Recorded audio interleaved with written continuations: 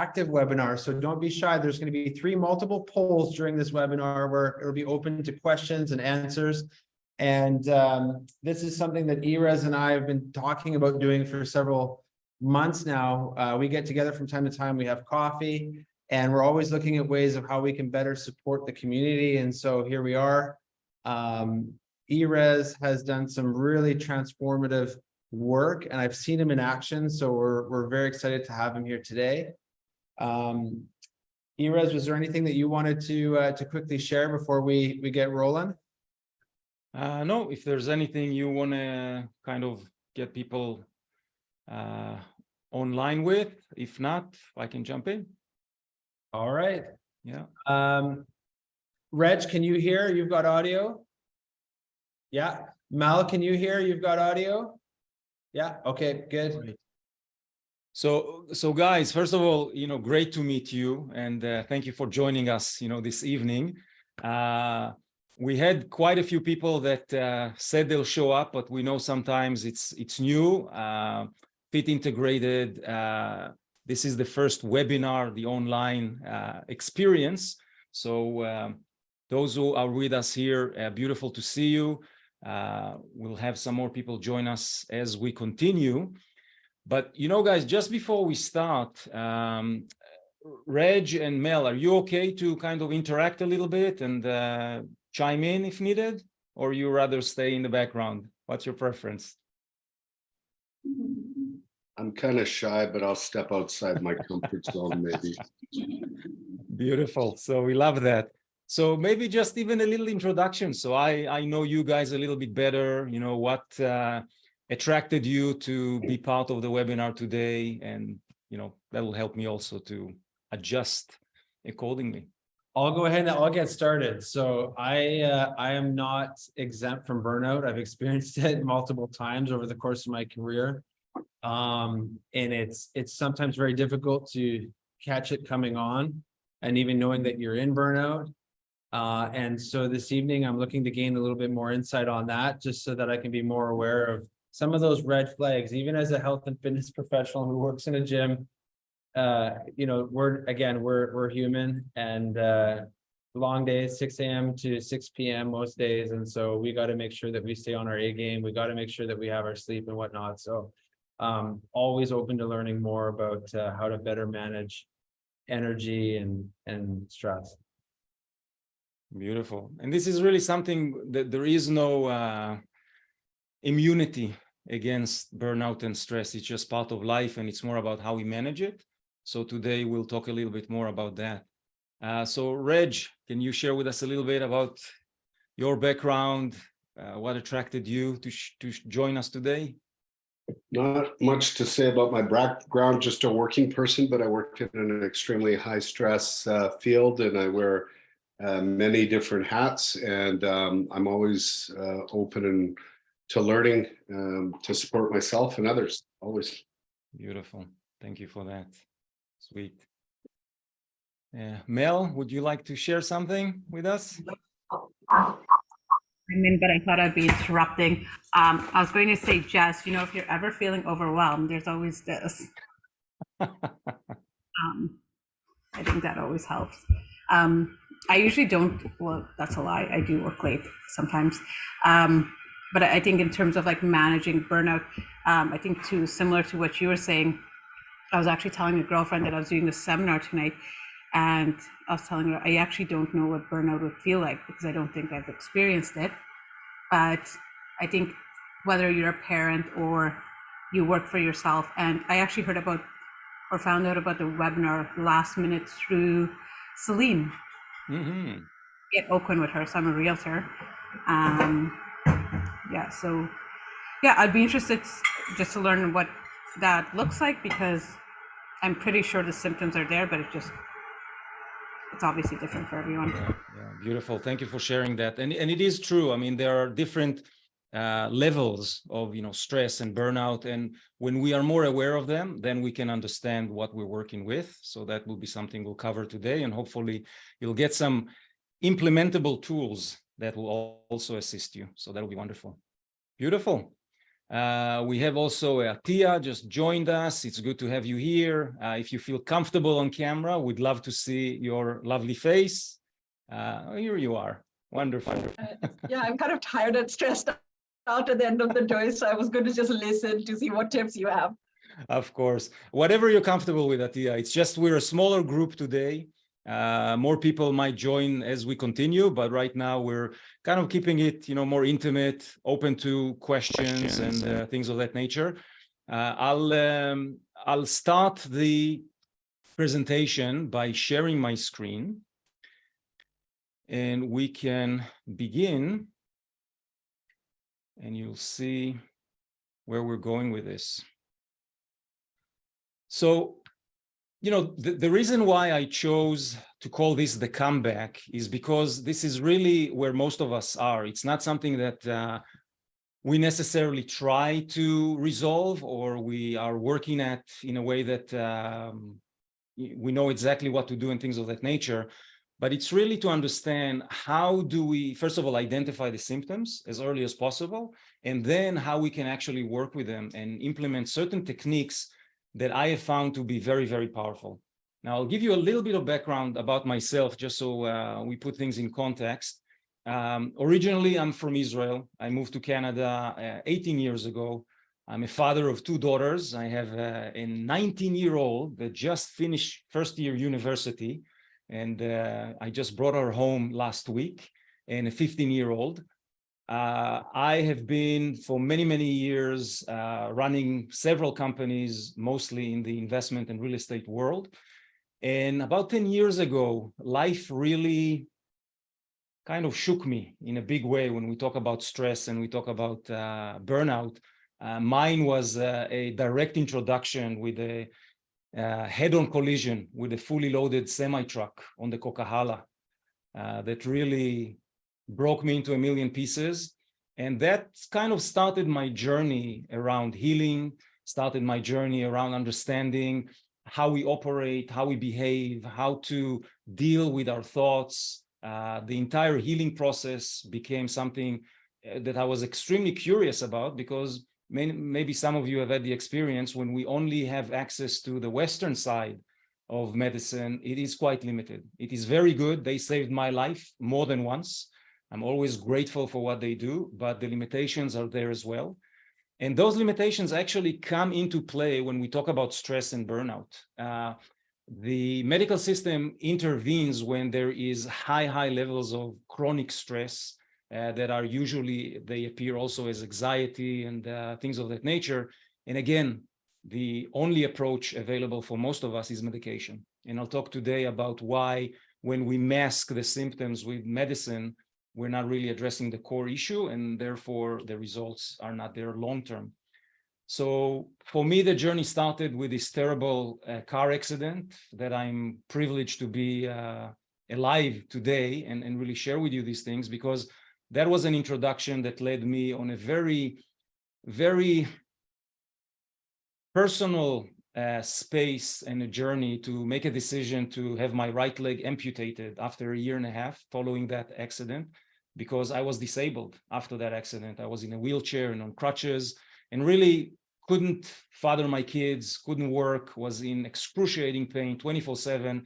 And when we talk about stress, that was probably the highest level of stress I've ever encountered. And they became chronic because this was years and years and years of dealing with pain and illness. And those conditions accumulate very, very fast.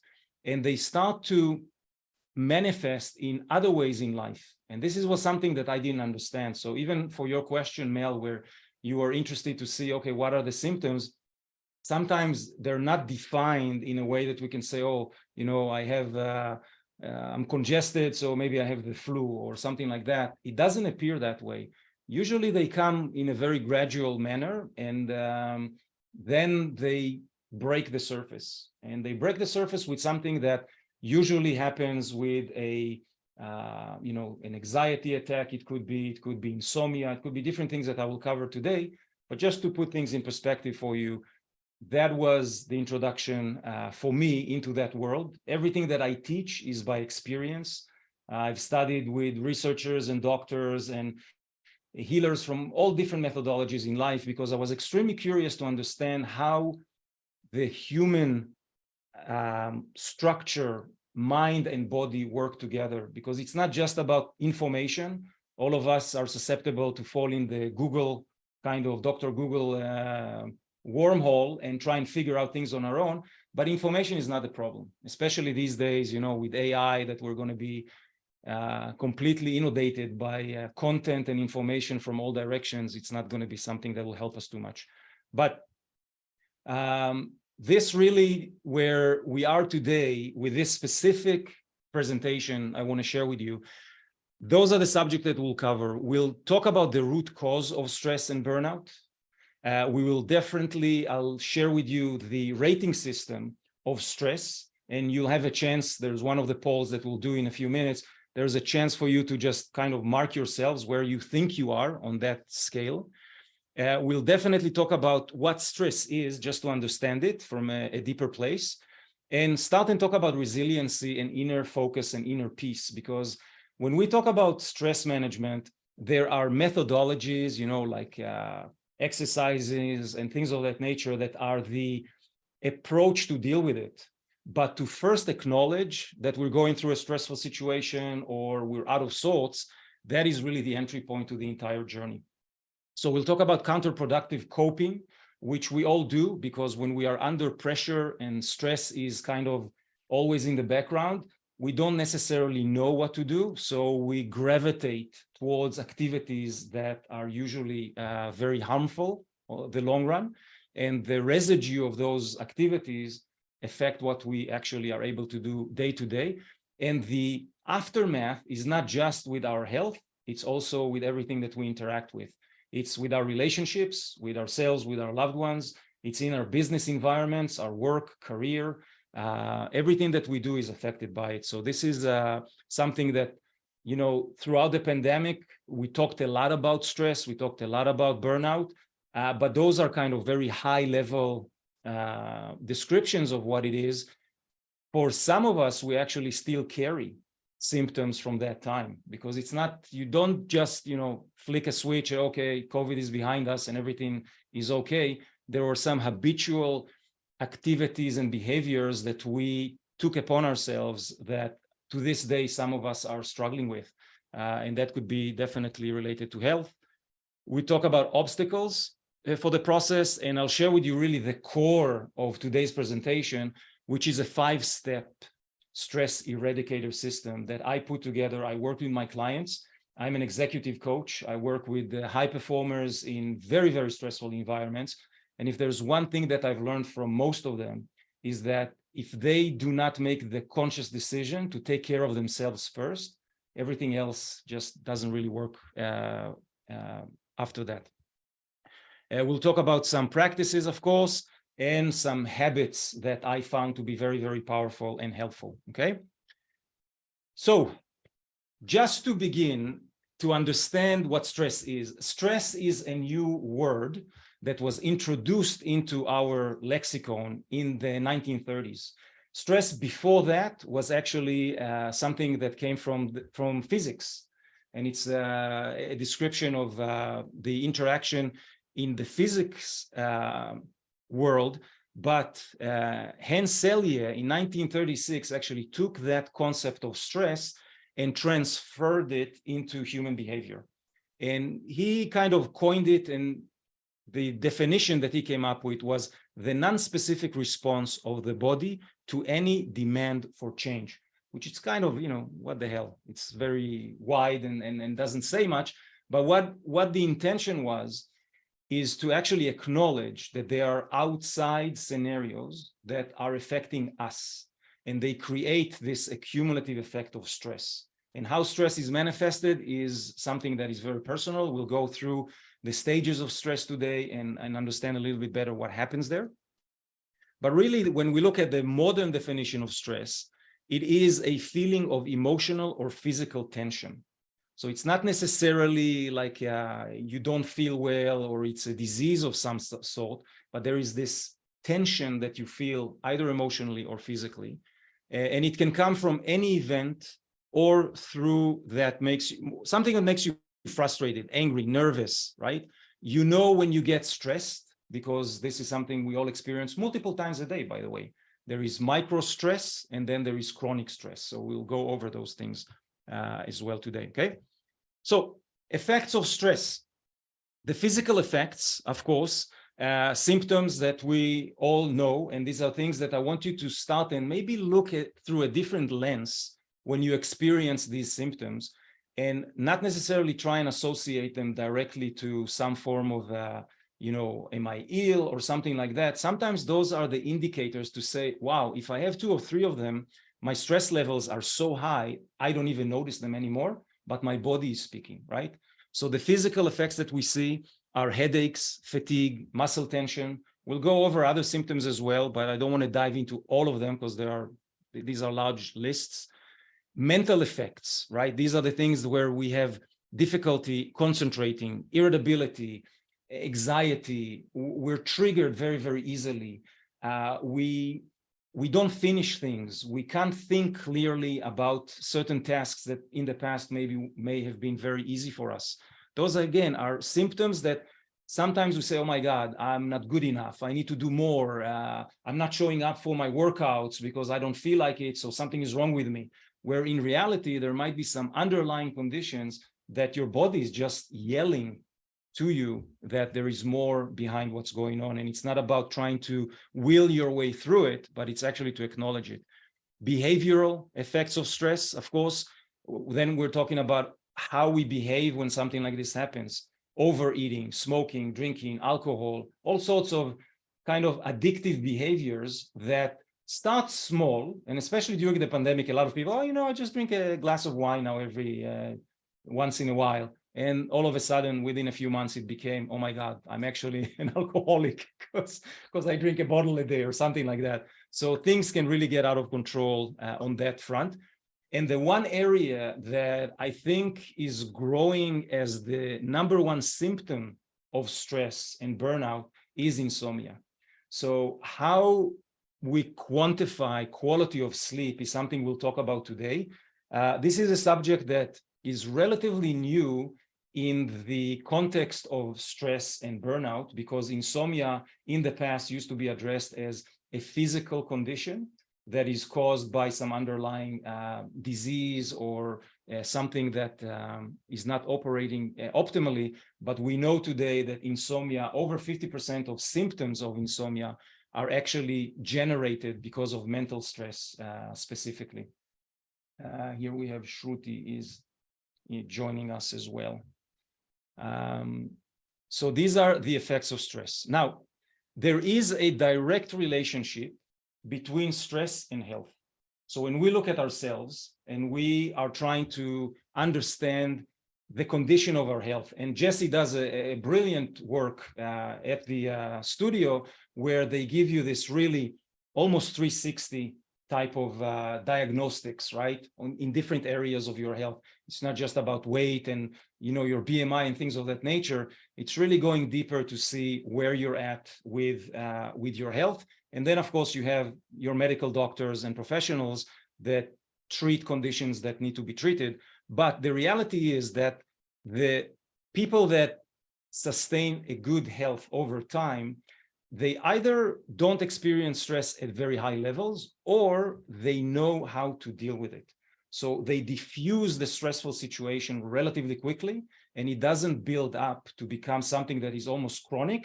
Because I'll share with you today, there is a tipping point that stress takes over. And then you can't think straight. You make decisions that you don't even understand sometimes how you make them. That's where we make mistakes. That's where businesses start actually to fail. And it's an accumulative effect of how these things happen together. So as we continue, guys, I want to share with you a little poll just to see where you are at. And the first one is, I'll launch it right here, and you can just pick whichever, but I want you to start and think through a lens of what do you value most? So we have 4 options. We have family as the first option, health, spiritual, religious beliefs, and work and career. And I want you to kind of choose the #1 that is most important for you. And that will really help us just see where where the group is, and we'll give you a few more minutes to finish it up. So we have family, health, spiritual, religious beliefs, and work career. And the question was, what do you value most? Okay, so great. So I see almost all of us have answered. So I'll share with you the results so you know where we're at. Family came up at the top, 50%. 33% of you, health is the most important, and spiritual religious beliefs is at 17%, right? Now, what does it say is that when we really look at how we decide to operate within our day-to-day life, the occupations that we choose, how we treat our body physically and mentally, those things are determined by a value system. And for some of us, maybe we don't have enough time, or we're not in a position to dive deep and really extract those values, because when we understand the values that drive us, then we can really start and prioritize things a little bit different. And today, if I can give you one gift from this presentation, is the gift of prioritizing yourself first. And it doesn't come from a place of selfishness or ego-driven. It is for a very simple reason. You know, there are three main components for all of us, how we actually kind of go through the journey of life. And the first one is we have to take care of ourselves, because if we cannot take care of ourselves, we can't take care of others.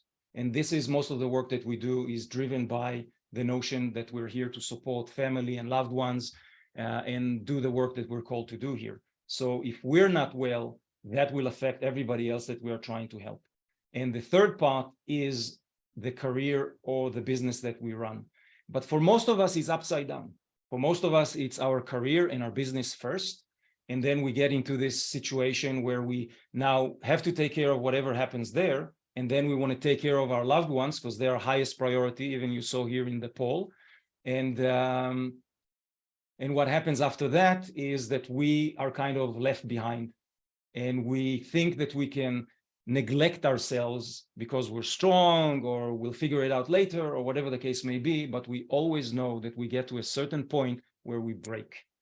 And when we break, sometimes it is a situation that is too difficult to work with on our own. And this is where the idea of reaching out to professionals, the idea of reaching out to someone who can support you, sharing what you're going through is a paramount importance to do that, right? Now, here is the kicker, okay? And something that I hope you guys will relate to, because stress is cumulative. It doesn't happen overnight. Yes, sometimes one event can create a huge amount of stress, like I can share with you. For me, the accident, the amputation, I also had a heart attack a few years back. So all of those things are really very, very stressful when they happen. But the stress that we're talking about here is of a cumulative effect, meaning it happens every day a little bit, okay? You wake up and you're in a good mood and, you know, it seems like it's going to be a good day. And then you get this nasty text message from someone, right? Boom, stress is up, right?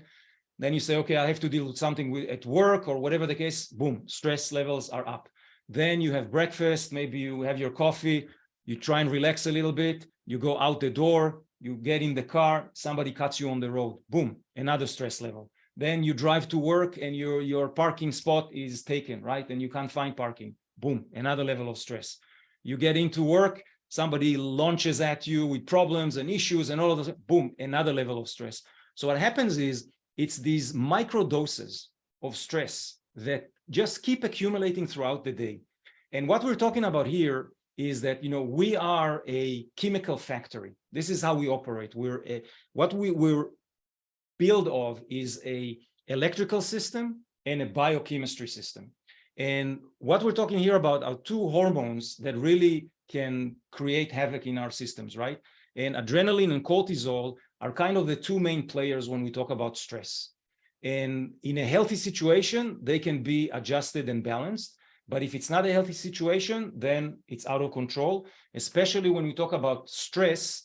The cortisol levels are really high and they stay in the system for a long time. So this is why I'm saying the cumulative effect. Sometimes you think you had a stressful day yesterday, and today would be fine. That's not really the case. You're still carrying the biochemical signature of that stress of yesterday to today. And if today more stress will happen, then you now add to that on top of it. And this is, if you can imagine, and most of you probably can relate, during COVID, where every day was like that for all of us, right? We didn't know what was going on. There were new regulations all the time, fear all over the place. So there was not even a moment that you weren't exposed to these microdoses of cortisol and adrenaline spikes all throughout the day. And then health starts to deteriorate and things get kind of sideways. Can any of you relate to this? Does this make sense when you hear it this way? Yep. Yeah. Cool. Absolutely. So what happens when we don't really know how to cope with stress because we didn't identify it necessarily as stress, or, it's such a general term. Oh, I'm stressful. I don't know. Burnout is when you get, and we'll get to that, but burnout is you crash. You can't do anything anymore. You don't want to get out of bed. Depression hits. You're in such a bad state. You want it almost to be over with, right? That's like very, very high levels of burnout. But what do we do when we start to get stressed? And some of you, maybe you can kind of raise your hand if you tried it in the past as a coping mechanism with stress.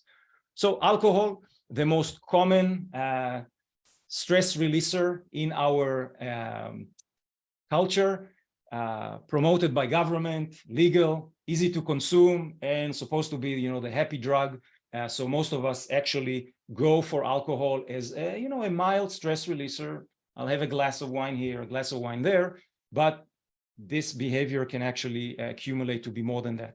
Smoking, we're in an environment and a society today that really understands the risk of smoking, but still it's a behavior and a connection that we have with stress. A lot of smokers, when you ask them why they continue to smoke, they say it helps me relax, right? Be that the nicotine in the cigarette or the action itself of smoking or whatever the case may be, it doesn't matter. Smoking is still a behavior that some of us use to de-stress, right? Emotional eating, all of us experience that, right? I mean, when you go through a tough period, you find yourself all of a sudden in front of the fridge or in front of the pantry, and you just inhale the bag of chips, right? And you weren't hungry, nothing was really there, but you're so triggered, and comfort food and salty food and sweet food really hits those endorphins in our brain, and we get those little relief moments that we're after. So that's another thing that we do. Shopping, this is not just for ladies, this is for men also, especially online obsessive shopping. When you get the Amazon truck at your door, like 2-3 times a week, maybe you say, oh, that's still under control. But when they are there daily, there is something to be said about why do we continue to buy? Because again, endorphin hits. This is how we try to biochemically change our situation unknowingly, right? So we think, oh, it's a nice behavior, it's okay, it's not a big deal, but they all get to be accumulative as we continue. Next one, and here it is, it's a good one even for Jesse, compulsive exercise and workouts. We can go the other way as well. Some of us, when we experience high levels of stress and difficulties, we will actually drop the gym and exercise. We feel depressed, we have no energy, we don't really want to do much, so we drop that. But some of us actually take it to the other extreme, and we become very compulsive about our exercise. And it's once a day, twice a day, you have to do it all the time. Then it becomes a problem, which some would say healthy problem, but there are two sides to every coin. Next is the addictive behaviors that most of us do not see them as addictive. We see them as recreational, right? Smoking pot, watching porn, gaming, gambling, things of that nature, which are, for most of us, it's kind of on the soft side because, oh, I do it every once in a while and whatever the case may be. But when you start to see that you're reliant on those endorphin hits from those external activities, this is where stress has taken over. And now the decisions are being made from this unconscious place of stress relief, where we seek activities to rebalance that biochemistry in our brains. and we do it with these type of activities. So it's very sneaky. I just want you to realize that it's always there. Okay. Now, here is the part that I was very surprised when I learned about stress and how to deal with stress. Stress is stress on its own. It's not a big deal. The body actually requires stress in order to cope with different situations, in order to grow. We know that in exercise, we need stress. This is why we lift weights and we try and, push higher weights and things of that nature. So stress on its own is not a bad thing. But stress could be the causes of lifestyle choices, bad lifestyle choices, right? So it's not necessarily, oh, I'm stressful and that's my problem. No, your problem is what the stress causes. And that's really the lifestyle choices, right? Because if you look at the bottom of this pyramid, this is the foundation is stress. So it's still there. But unattended, what happens next usually is less sleep, right? Either it's difficult for us to fall asleep or we fall asleep quickly, but then we wake up and our mind starts to race or something happens, we can't fall asleep again. And this insomnia, kind of light insomnia, begins to take place. Now we're too tired. So if in the past we had the energy, we wanted to go to the gym, we wanted to exercise, we wanted to move, now we didn't sleep much, you can't fight it, right? The body doesn't have the energy, so we don't exercise as much. And again, that's another layer of it. Then we don't exercise so much. What do? We eat. Why? Because, I'm at home, I have nothing to do. If I'm not exercising, the awareness of weight management is not necessarily at the top of our priorities. So we start to eat more comfort food. And again, another shot of endorphins, if it's salty or sweet or something like that, that happens as well. The next one is the addictive behaviors. So what happens is, and it's not to feel guilty or something like, we all do it. I've done it multiple ways with different types of behaviors, because we don't connect the dots. And that's the beauty of kind of the work that I love to do with people, is really to zoom out and connect the dots across all areas of life, not just health, not just work, not just relationships. Those are the pillars of everything that we do throughout life, but there's a bigger picture that created a very powerful dynamic that brings together all of those things. And once you start to connect the dot for yourself, you start to see how to cope with the situation. And this is really when we put together the webinar for you guys, and it came from you, when we asked what is the biggest challenge for most of you. So the initial results were, oh, I don't have motivation. I don't feel like working out as often. It's very difficult for me to stay with my healthy eating. It's just very hard. I have events, I have things, I just don't do it. I know that I need to move more, I need to drink more water, I need to do all these things, but I don't know. I don't know what's going on. I'm trying my best, but it doesn't work. So I can tell you this, if this is how you feel, and you don't address the underlying causes of stress, it's a dead end. It is impossible to just shift with willpower or grit. And the more you try to push when you're under these conditions, the worse you'll be. So this is something very, very important to understand the dynamics of it and just see where you are, right? And here is the reality for us in the Western Hemisphere. For us, being busy, it's like a badge of honor, right? It's like, how are you doing? I'm busy. And why? 50% of what we do, for me, when I work with clients, usually what we do is we compress their workload by 50% reduction. That's the first thing that we do, because there are so many empty spaces in between that we're just being busy. And we live in this society where it's all about achievement, and it's all about doing more, and it's all about chasing the next level and all of that. And we really don't appreciate inner peace and quietness, like to sit down and relax. And I'm not talking about meditation or anything like that, just to chill, right? Most of us feel guilty, like, oh my God, I need to do something. What's going on here, right?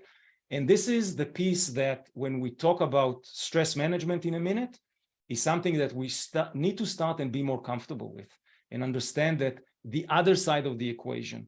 The more you can spend time in this peaceful location, the better it is for you on all fronts. But for most of us, it's not an area that we do on a regular basis. Now, the idea here of masking and medicating the symptoms of stress is also something that I would love you to think about in a bigger way. If you, let's say, are suffering from some of the symptoms of stress, migraines, upset stomach, maybe some digestive issues, you can't sleep well at night, panic attacks, things of that nature that become quite serious, and you go to your doctor, right? Your doctor would listen and he will look at the symptoms and say, okay, upset tummy, okay, let's give you something to reduce the acidity for it. Anxiety, maybe we can give you something to deal with your anxiety. You don't sleep well, maybe we can help you and give you some medication for sleep. And what happens is that now we are looking only at the symptoms of stress, but we haven't even addressed the core issue, right? So again, a dead end, nothing will shift there. I was in this situation many times with my doctors. My doctors always looked at my condition through a very, very narrow lens and never really took into appreciation the underlying conditions. And that's where things really can shift. And this is what I hope you guys will see for yourselves. Now, related diseases that stress has already been proven to be part of the acceleration of the disease. So again, stress is not the cause of the disease. I want to be very clear on that. But stress is related to the enhancement and the acceleration of those diseases. Heart disease, I can tell you guys, my heart attack was probably 60 to 70% attributed to stress. Stress from other medical conditions, but also stress of life, stress of work, financials, family situations. All of those things have been accumulated over a very long period of time that created chronic stress condition in the body. So the body is always under attack. And what happens is systems within our body starts to fail, right? And this is something, people usually in their mid-30s to 50s, that's kind of the highest level of what's called spontaneous heart attacks. They came from nowhere. Athletes, people that are healthy, take care of themselves, boom, heart attack, heart attack, heart attack, heart attack. It's not necessarily because of that lifestyle, but it's the chronic stress that accumulated over time and something snapped, right?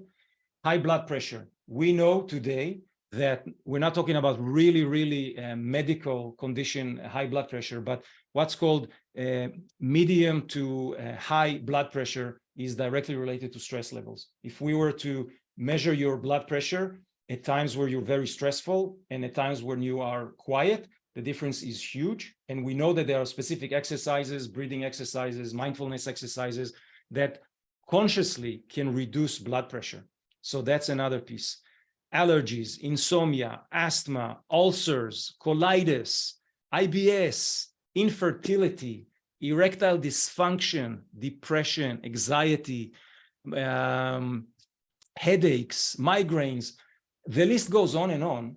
But what I want you to start and see sometimes is that if we were to look at them separately, we would say, okay, this is the condition that I have. I have to address that particular condition. When in reality, the stress that is under this entire volcano has to be really addressed. And this starts with self-awareness. And I'll share with you the five-step system so you can really start and embed some of those things to your day-to-day life. So what are the symptoms of stress? How do we know that we're actually experiencing stress and burnout on a high level? Because these symptoms will be very acute. Rapid heart rate. If you get heart palpitation, if you are in a condition where all of a sudden, your face become red or you feel, like heat, especially around the chest area or the neck or the cheeks, and your heart rate increases, right? That's a reaction of stress, right? Now, sometimes it's a good reaction because you're preparing for something. But if it happens repetitively, if it's something that you experience, it happens out of the blue, not necessarily there was a trigger, that's a symptom of stress. Cold, sweaty hands, right? Sometimes for people, they find, oh my God, my hands are always cold.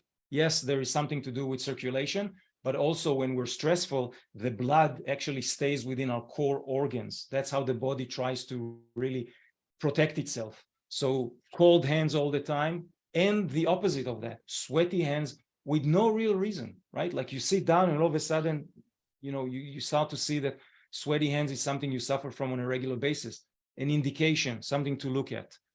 Sleeplessness. So we're not talking about insomnia per se, that you can't sleep or you sleep 2-3 hours a night, but sleeplessness is a condition where you know that you didn't sleep enough. You don't get enough hours. The quality of your sleep during the time you're in bed is just not high. And you start to suffer from this, lethargy in the morning. You feel this heaviness, and it's just part of the process.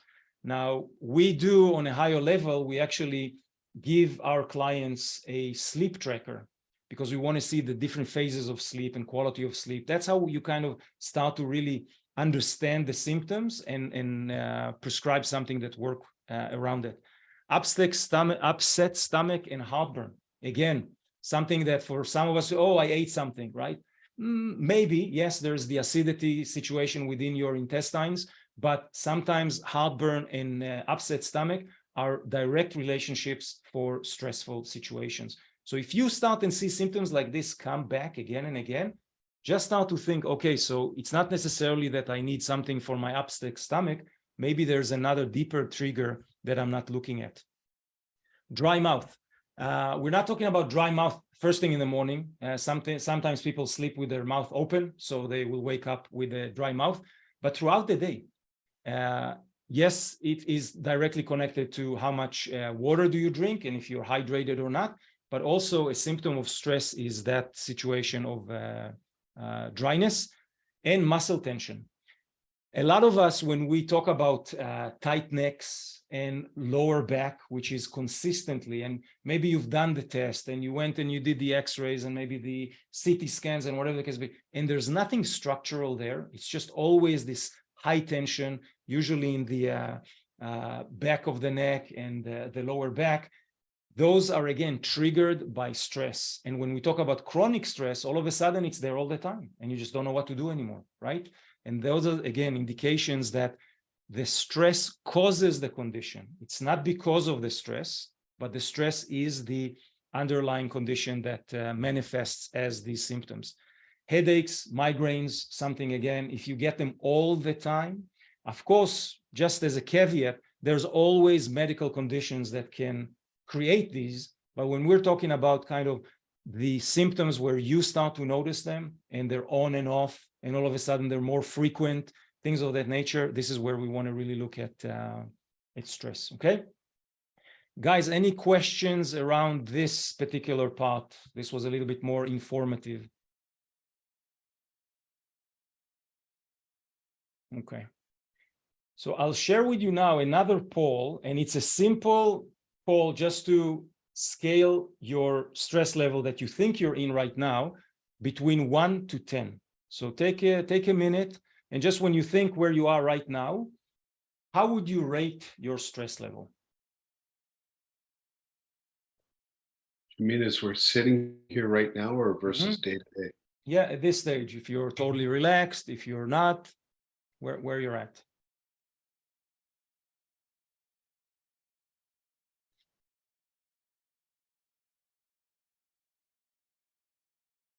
Great. So we have number 3, we have 33%, 4, 17%, 5, 17%. Now, if I was to ask you this question related to the last time you felt very stressful, what would you rate your stress level at that time?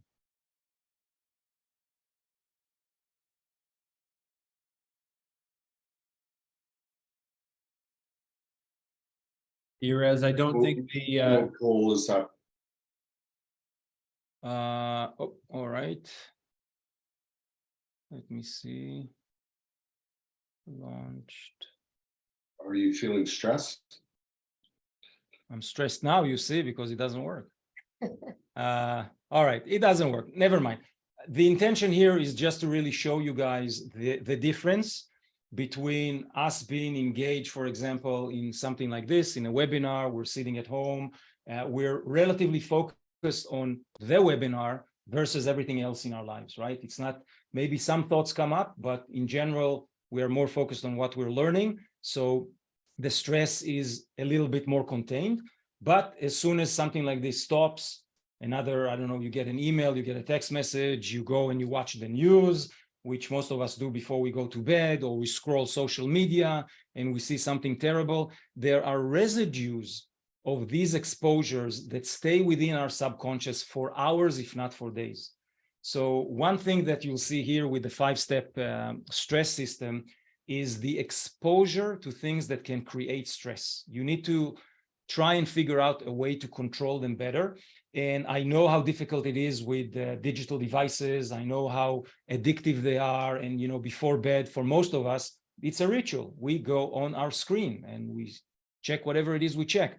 But a reminder that the consumption of that information on that phone will dictate the stress levels for tomorrow. Because now we're getting these hits of cortisol and adrenaline because of what we're exposed to. We go to sleep. Our sleep may be affected to begin with.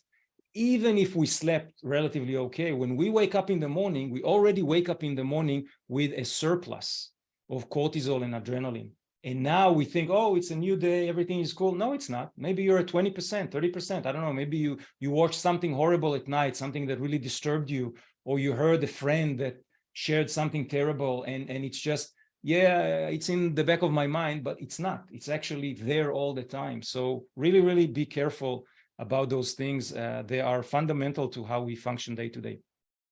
So the first step, and really this is the entry point, you know, I've worked with such an amazing variety of people from all industries, from all walks of life, from, you know, people that are really working hard day to day, to billionaires that, you know, kind of live in la la land sometimes and things of that nature. And what I've learned over time, that for any type of change we are trying to do in our lives, the only entry point is with self-awareness. Because if we don't start to understand how we're wired, what ticks us, why we think in a certain way, why we behave in a certain way, then there is really, it's a dead end. We can't continue from there. Now we'll go into the how-to world. We'll, you know, watch all the YouTubes, and we watch, you know, Instagram, all those influencers, and they give you 3 tips on how to do this and how to do that. But you're in the information side of things. That is not going to help you, because to implement that information, you need to understand how it is relatable to you. How are you wired? How will you actually execute on it in a way that works for you?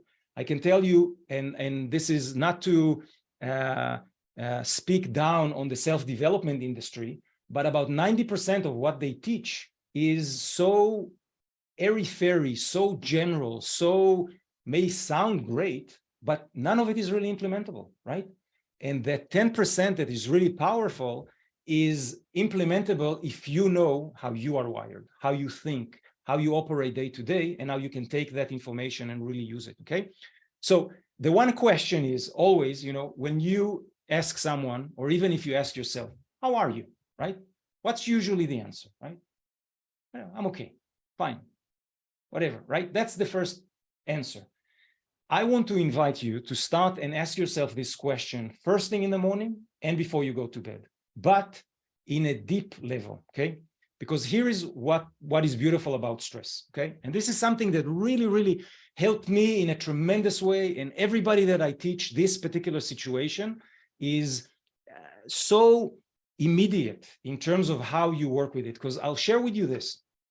When you acknowledge your state, when you can name it, okay, you now interact with that situation. Because if I ask you, how are you doing? I'm okay, fine.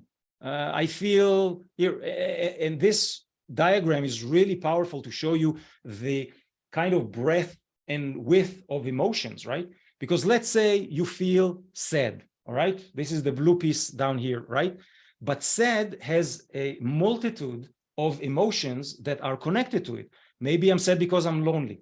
Maybe I'm sad because I'm vulnerable. Maybe it's despair. Maybe I feel guilty. Maybe I'm hurt. Maybe I'm isolated, abandoned, victimized, fragile. You see, there are so many layers of how do you feel, right? And if we only stay on the surface, when we ask ourselves that question, how am I feeling? I'm tired. Tired what? There are levels of tired. And you're tired because of what? What has happened, right? And then this conversation of noticing how you feel. And there's a physical sensation, right? I feel, tension in my body. I feel tingling in my fingers. I feel heat in my face. Whatever it is, a physical sensation, you start with that. And then you go into thoughts and feelings. How do I feel? And I have to tell you, this is really remarkable. I challenge you to do this yourself. Write all the emotions and feelings that you can think about, and you will see that your vocabulary is most likely very, very limited. Most of us have never been educated to identify our thoughts and feelings and emotions. It's almost an area that, for whatever reason, in our culture, Western culture specifically, it's not something we talk about, right? We stay always on the surface, right? I'm okay, I'm not, I'm sad, I'm happy, I'm angry, I don't know. That's as deep as we go. And we lose that beautiful vocabulary that really allows us to interact with what's going on with us. And then we can actually understand more and more and more, because as we go deeper and deeper into these layers and we start to name them, that's the first entry point working with stress, acknowledging it, and acknowledging it that it has a result. It has something to do with physical or a sensation. It has something to do with a thought or a feeling that we're going through right now. And if we ignore that and we stay on the surface of, I don't know, I'm just feeling, I don't know, I feel bored, right? We lose it. So that's one area, or the first step is to really understand it. Second thing, and our elders always say this to us and we ignore them again and again and again. Focus on what you can control. So much of our life and the time that we spend worrying and being anxious about everything that we have zero control over. We have no control over the economy. We have no control over the government. We have no control over the environment. We have no control over our parents. We have no control over our colleagues at work. We have no control over our dog. We don't. That's the reality. We can try and manage it better. We can try and be in those places in a way that we feel more adjusted to and aligned with, but we don't have control over. Then we have some areas of control. When we talk about interaction with people, when the conversation can be more straightforward and real, then there is some control there. And total control, which it's a big word because we don't really control everything, but it is what I call the 360 radius, right? So if you take your hands and you put them up front and you touch the tip of your finger and you do this and you go around, this is the 360 control that you have. You control what you hear, you control what you see, you control what you eat, you control how you behave, how you use your hands. That's your control sphere, right? So concentrate on that versus everything else. But it is so easy to watch the news, to hear the latest gossip, to judge other people and go straight into those areas and invest so much energy judging them and expressing these stressful emotions about other people's shit that you have no control over. How insane is that, right? But we do it all the time. So what happens is this becomes a habitual behavior where we almost default straight into that side versus to say, okay, so I don't need to watch this. I don't need to listen to this, or I can choose to listen to great music. I can choose to listen to great audiobooks. I can choose to watch inspirational documentaries or beautiful movies. I can choose to go to a library or to watch a great movie, or I can choose to do exactly the opposite and add more stress. So when you are in that stressful situation where you feel things are getting out of control, that sphere of control is where you need to focus on. How can you do certain activities for yourself that will enhance that result? Okay. Now, I want to teach you the step number 3, which is probably, I would say 90% of the people I work with, this has become their go-to stress relief, 60 seconds, right? We always talk about breathing, right? Like, okay, we tell our children or we tell somebody who's stressed, just take a deep breath, right? Take a deep breath. But for ourselves, it's very difficult to do. Even if you know what I need to do right now is breathe. And I have studied the ancient area of breathing through the yoga side of things called pranayama, which is an incredible ocean of knowledge about breathing and what it does in our body. But it is so complicated and so deep. And today I'm just going to give you this beautiful gift of the 5-finger breathing. Okay. This is so simple. So you hold your hand in front of you. Okay. I will do it differently here. And you take a finger, right? And you can see on the outside, it's you inhale. So it'll be.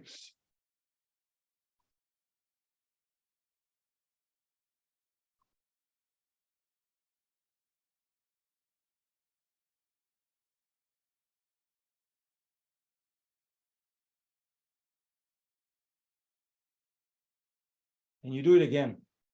And I can't tell you, it sometimes sounds so simple that you would say, oh my God, well, what are you talking about? It's just breathing, right?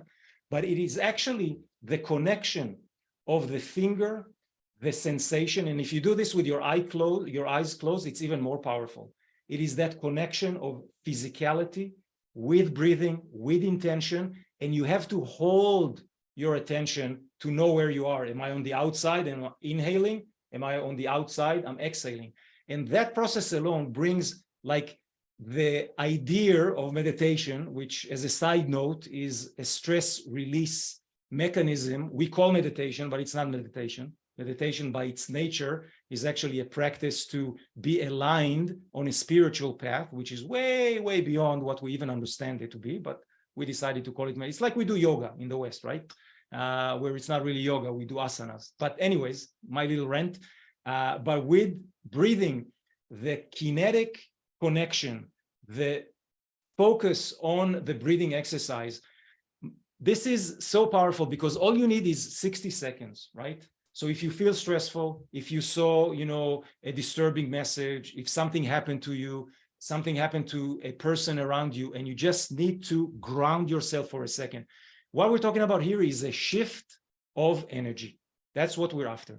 So the 5-finger breathing, as far as I'm concerned, if you can relate to this, and it's something that you can actually try, game changer. It works every single time. It is unbelievable. We've done studies with blood pressure cuffs and with other instruments to check like heart rate variability.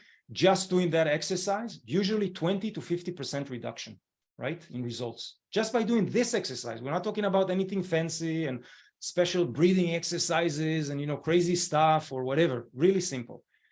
Second thing is when you feel the stress, when you feel that things are getting out of control, it's just to stand up. Usually, unfortunately, for most of us, sedentary lifestyle. I mean, here we are even doing a webinar. Most of us are sitting. We spend 8 to 10 hours sitting a day. Just to stand up, get some circulation, like rapid walk in the house. If you have stairs next by, just go up and down, just to get some energy moving, shift of energy. Sometimes that's the thing we need for energy release and change.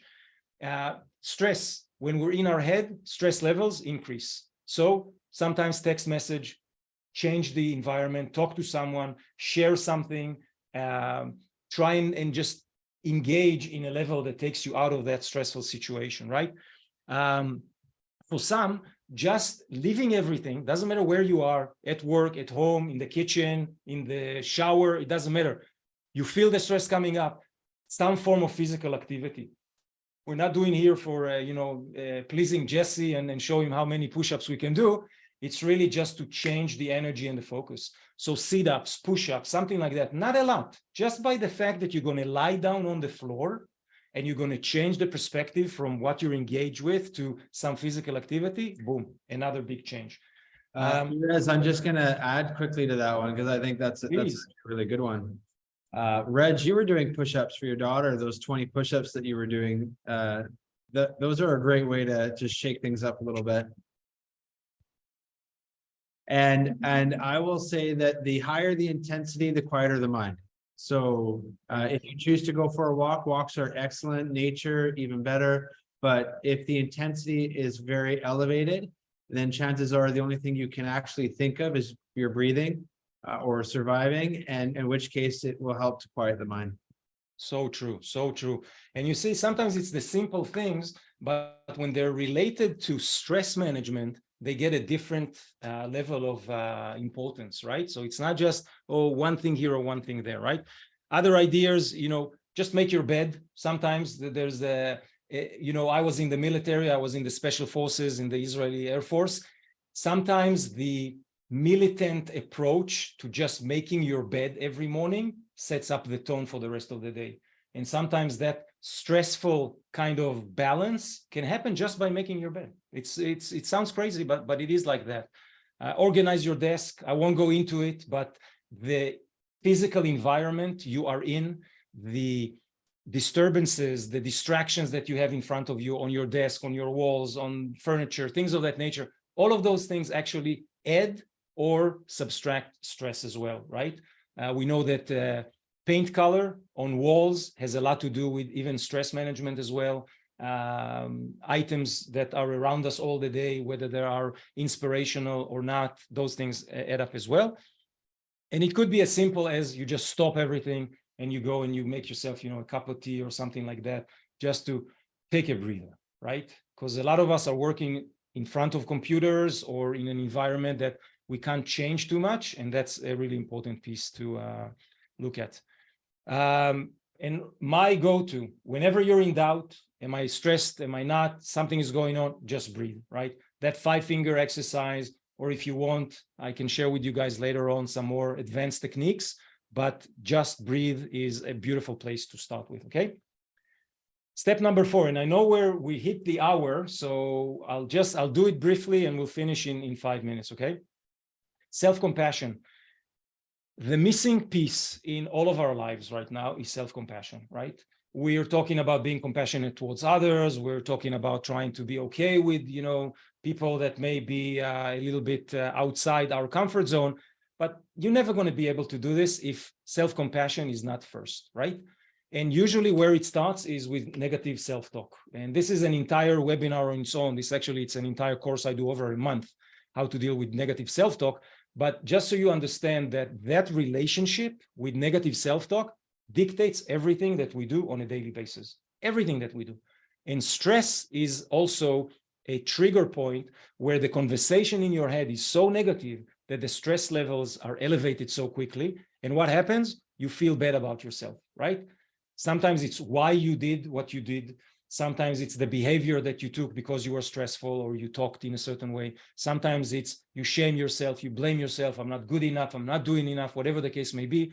And now you're in that state of feeling really bad about yourself.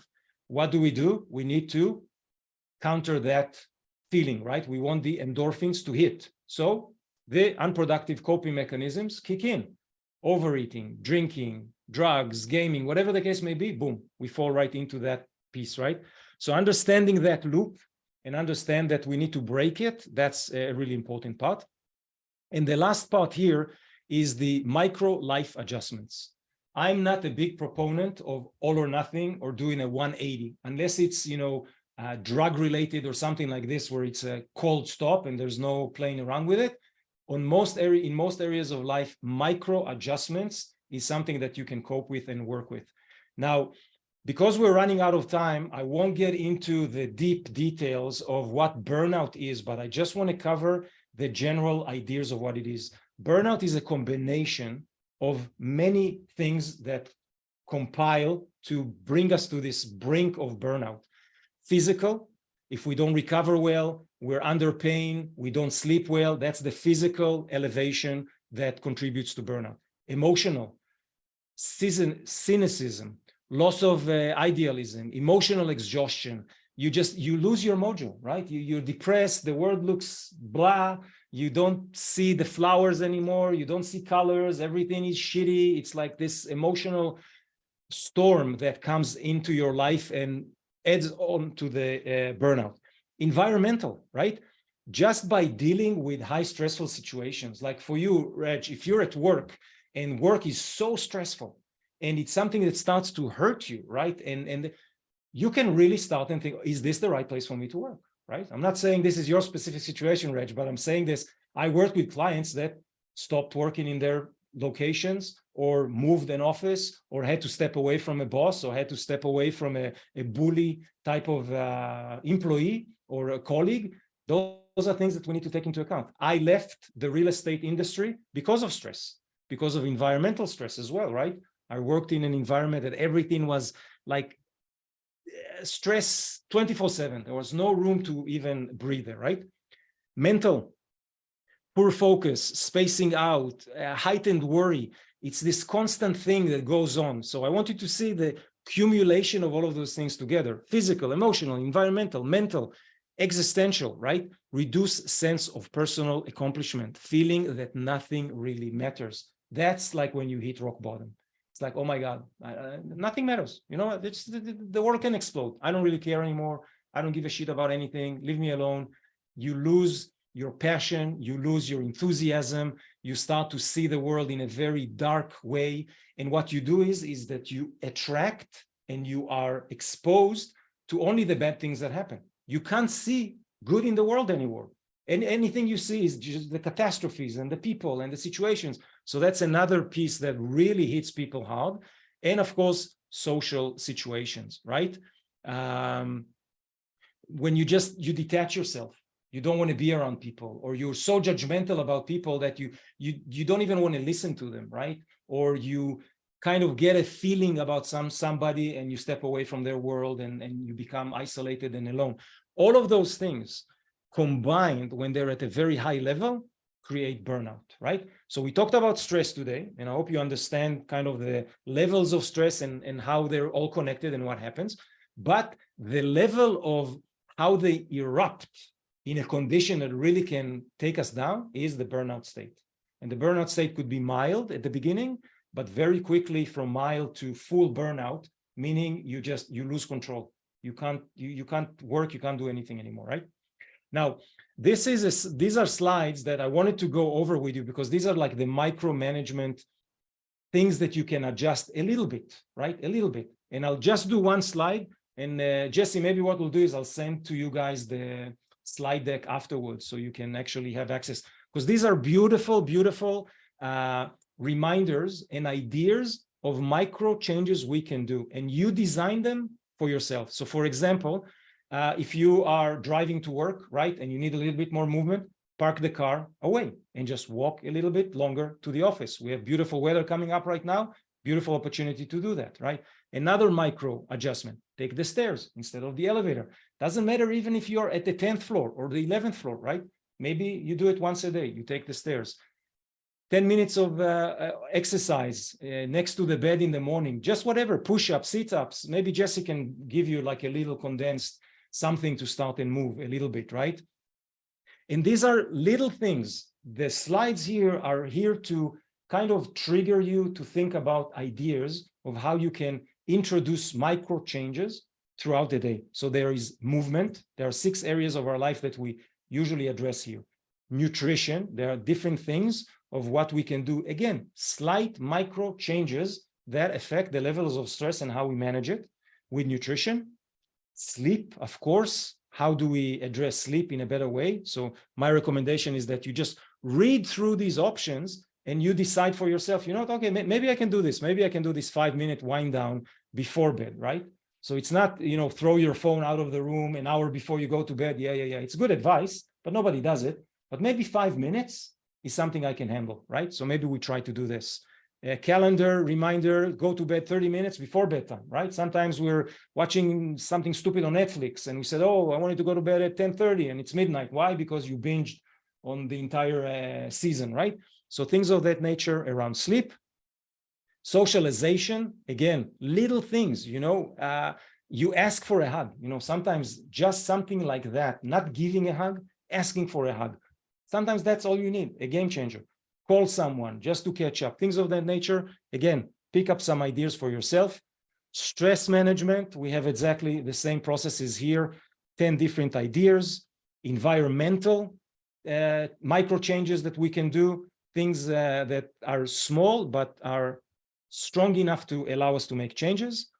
And that is it for that, okay? So this is kind of what I wanted to share with you guys today, give you kind of the big picture of stress, because my belief is that if we do not acknowledge that we do live in a highly stressed environment and there are consequences beyond, I don't feel like it, or I have a headache or something like that, they go way, way deeper. And if we do not address them through the lens of stress management, they will grow up to become burnout. And when you are in a burnout position, it's not that you cannot overcome it, but my God, the hole is so deep, you will have to climb with your fingernails to get out of it. And that becomes a very, very strong challenge. All right, guys. Now, I have a special gift for you. I actually have a burnout quiz. It's a Google form. And if any of you is interested to fill that, I said to Jesse that I will do this for you guys. You'll fill it out. You'll send it to me. I'll actually review it and I'll give you your score, but I'll also give you some personalized advice on how you can deal with your specific situation. So if you're interested, you can just text me to this number, say, hey, Erez, I'm interested in the burnout quiz, or tell Jesse, and Jesse will tell me and I'll send it to you guys. But this is something that we can open up a conversation a little bit more personalized about where you are with this, stress and burnout situation, because my belief, and I share the same philosophy as Jesse, it is all about personalizing the journey, right? We don't do templates. We don't just do one solution for everybody. We're all different. And that's the way we want to address it. All right, guys, Jesse, I will let you wrap it up and we'll call it a day. Thank you so much, Erez. I actually, you know what, it's good for us to have taken this time out of our busy lives to just focus on this. We could have watched a Netflix tonight. We could have maybe connected with something stressful on TV, but instead we chose to do this. So I think that that's really cool. I'll just quickly share a quick little stress thing that my father shared with me recently. I was going to lose the gym, COVID. I was in the middle of a divorce. My father was dying at the time, so I was just completely overwhelmed with stress. And I was negative. I was sharing with my dad all these problems that was going on. And he said, you know what, Jesse? God only made one Jesse Benson. And in that moment, I was like, there's nothing I can say to that. Because it really does come down to our attitudes, I think, in that moment, what we choose to do. And his mother gave that to him. She worded it a little bit differently. She just said, Gary, you've got two good hands, go use them, do something good with them. So I think today we all had really good attitudes, and we tuned into something that is positive. And Erez has given us some really good tools to work with. So yeah, I'm glad you guys can make it tonight. Beautiful. All right, guys, we'll have a great evening and a beautiful weekend coming ahead. It's going to be hot, not just warm, and hopefully you'll de-stress a little bit. Awesome. Thank you, Reza and Jesse, for sharing your stories. Cool. Absolutely. And thanks for organizing. This was amazing. All right. You're welcome, guys. Thank Right you. on. Bye-bye. Bye. Good night, everybody. Bye. Bye. Thanks, Erez. My pleasure. All right.